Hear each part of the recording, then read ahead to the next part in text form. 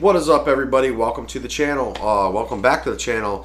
Please hit a subscribe for us if you have not subscribed yet. I would really greatly appreciate a subscribe from you guys, trying to hit that 500 mark. But we're going to go ahead and we're going to jump into today's video, which is off-season tips. So when we're talking off-season with our dogs and trying to keep a dog up and keep a dog maintained and in the woods and in conditioned, and really try to keep them locked on to what they're supposed to be doing, there's a lot of different ways that we can do that in the off season. The number one way that we do it here in Michigan, and I would encourage you to take it upon yourself to go ahead and go through your DNR's website and go through any pertinent relevant information: dog hunting, dog training, hunting with dogs, whatever classification that your raccoons are under, what season that they're under, is there any exceptions for that season. I know here in Michigan the exception is if they're doing or about to do damage on private property, you can take a coon with permission of the landowner or the landowner themselves.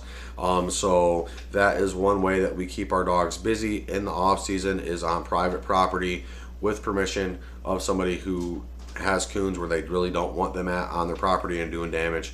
So that is a good way. That's a good tip here in Michigan, especially. Another thing here in Michigan is that we have a training season for dogs, so we can train all year besides through April and July. I don't know the exact dates, but I know it's sometime in April to sometime in July, and the rest of the year we can train dogs. There is rules about training dogs. We're not allowed to have guns on us unless it has blanks in it. Okay, so if we're going onto state land, we're not allowed to have a weapon. We're not allowed to take game unless it's in season. Private property that has the same type of rules, but has a little caveat of if they're doing or about to do damage with permission of the property owner. And then so then the time between April and July here, if you have a piece of property, let's say you have a coon club, right? So coon clubs, they have to have training permits here in Michigan. They have to have their land sanctioned as a training ground. Those places, or you can get a permit yourself to permit your property to train year-round, which means that we can run dogs year-round, non-stop. And if it is a permitted private property, then it is just that much better. So here in Michigan, every time that coon goes out of season, I automatically just continue hunting. I just do not shoot, right? I do not have a gun with me. If I'm on state land, I do not shoot. And then also what I do is I collect permission for private properties, or hunt private properties, or I already have permission for private properties with owners that I know do not want coons on their property, that coons are tearing up their stuff, tearing up their whatevers, and they want them gone. So then you have that permission. I can go in there, and on private, then I can take. So then it's kind of like we keep our dog in the woods and hunt it up all year. Your state may classify coons as a open season all year round, which means that you have no issue. You can hunt year round with your dog. I would check your hunting with dogs and see if there's a stipulation on when and where you can hunt dogs and what time of year that you can actually hunt with dogs. But so yes, and then also if we're going to go through, so here in Michigan, to get all the relevant information, you have to look in the hunting with dogs regulations. I look in the training dogs regulations, look in the fur harvester regulations, and then I believe I also check the small game regulations, because all this little bits of information comes from all these little places. Okay, so like the doing and about to do damage, that's in there. The dogs and the dog training and the dog training seasons, all the dog training stuff. How you can actually hunt with dogs is in the dog hunting stuff. So then it's kind of like if we learn our state regulations and abide by them, sometimes it's very fortunate on our behalf that it allows us to just continue on kind of what we're doing. I would screenshot every pertinent information that you come across, that you have it, always have it on you in case a situation did arise. You can have proof right on your person. This is where I got this information in out of your pamphlet, etc., etc., etc. So then another thing that we can do in the off season here is, for one, we really need to, if we have had a season on a dog, let's say we started a dog beginning a season and we put a season on a dog, and then now we're to the point to where he's laid up. Maybe our state doesn't allow us to keep a dog in the woods. Then we're going to want to start looking at, let's put a handle on the dog a little bit. Just give us, and it doesn't have to be like a super slam session every day. These are things that we can get the dog out and off chain, off leash, out in the yard, or wherever they've been cooped up at. We can get them up out of there, and we can work on their handling. We can work on their leash training. We can work on, different things that we want, like bench stances and things like this. Another great benefit, and I think this goes a huge way, I mean a exponentially huge amount this goes, is building a actual bond with your dog. And I know that's what guys say, like you hear it all the time, get to know your dog, get to know your dog.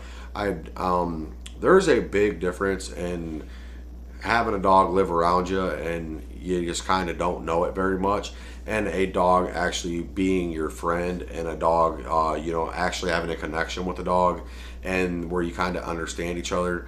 This is the most beneficial thing you can have with a coonhound, because it takes you so much farther, right? They're so much more in tune to you. They're so much more readily available when you give commands. So if we have a dog that's sat on a chain for 6 months, and then we take it out and we call it and say, come here, and then it doesn't, that's kind of not that dog's fault, right? So if we have the dog that's been around us every day, that's been in our face, that's known us, that's dealt with us, that is our friend, and it knows how we are and the inflections in our voice and how to take how we are speaking to the dog, we get a lot more results. We get faster results. We get a dog that kind of has a game plan preset in its brain of what it's allowed to do and what you're not going to allow it to do, because you have actually been involved with the dog. So we want to build a good relationship, a good bond with our dog, and off season is a very good time to do that.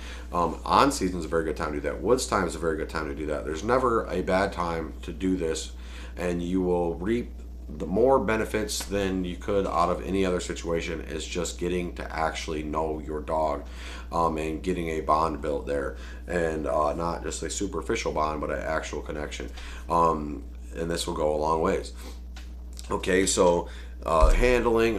So another thing that we can do, and I know this is what I was doing prior to getting back into hunting, or hunting with coonhounds and getting a coonhound and stuff. Prior to this, I was trying to get out to hunts. I was spectating cast. I was getting out there and getting back involved in the world of coon hunting, and this is something that we can definitely do on the off season. So if we have, like, coon hunts aren't all about the hunts, right? Some of them are strictly just for hunting. Other ones have like water races, they have treeing contests, they have whatever else may have you they have going on, and this is all a very good interaction for your dog. You can get your dog out there, you can get them lit up on a cage, you can get them ran a drag for you, you can get them work through the water, you can also get them in the shows, you can get titles put on your dog. Prior to the dog even ever hunting, it's possible to get titles on your dog. Another thing that we can look at doing is we can try to, if we have a dog that's already going, something that is very simple and it's kind of outside of hunting in a cast and you don't have to hunt with other people, is we can HTX our dogs, and that's just hunt titles, and we can set that up through UKC or whatever, and set a date and a time to be someplace to take a dog, to show the dog, and then the judge your dog and says this dog hunts, and that's a title that you can get put on your dog. And that's another way that you can actually get involved and get into a situation that we can actually hunt our dog if we're kind of locked in that sense. So getting out to the shows and getting out to the coon hunts and stuff is not a bad idea, even if you don't take your dog. Just getting out there, networking, maybe you'll run across some good friends or make friends with people that you want to go hunt with and things like that for on-season stuff. So then, like, I went over the handling stuff, and then we want to make sure that we are getting our dog in the woods when and where we can, when it is allowed, and even if it's just an hour a week or something, we need to try to keep up on that. That is a very good thing. And getting our dog, because I keep always say, get them off the chain, get them off the pin or whatever. 9 times out of 10, guys keep their dogs on chains, guys keep their dogs in pens, and that is kind of that, and that's the way that that washes out. There's nothing wrong with that. I did it for years, but we always want to make sure we're getting that dog relief. We want the dog out of that pen. We want the dog off that chain, unless we have a house dog, right? So if we have a house dog that is our coon dog, they get all the interaction, they get all the good stuff, they get let outside, they're not really having such of a issue being penned up or chained down all the time.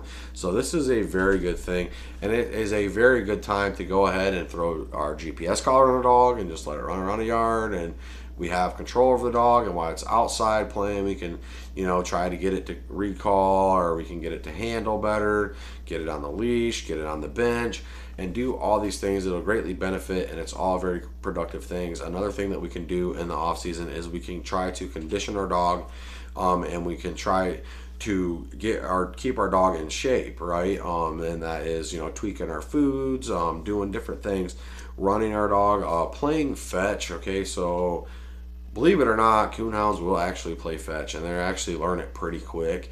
It's not a bad idea to just get a ball and go play in the yard with your dog and get it to fetch up, and you will be surprised how much fun and interactive that it actually is.